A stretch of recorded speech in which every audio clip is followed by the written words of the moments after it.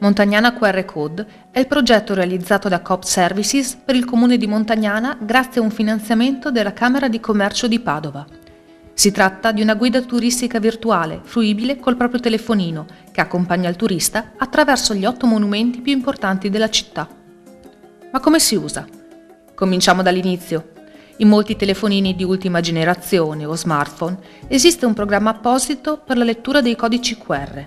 Se non ce l'hai, ti consigliamo di scaricare il più usato, Enigma, dal sito www.enigma.mobi. Basta seguire le istruzioni ed il gioco è fatto.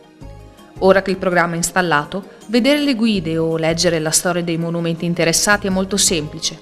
È sufficiente aprire il programma, inquadrare il QR code con il telefonino e verrai automaticamente reindirizzato alla pagina web appositamente creata, dove potrai leggere le ricerche storiche dei monumenti interessati, guardare le videoguide oppure sfogliare le fotografie.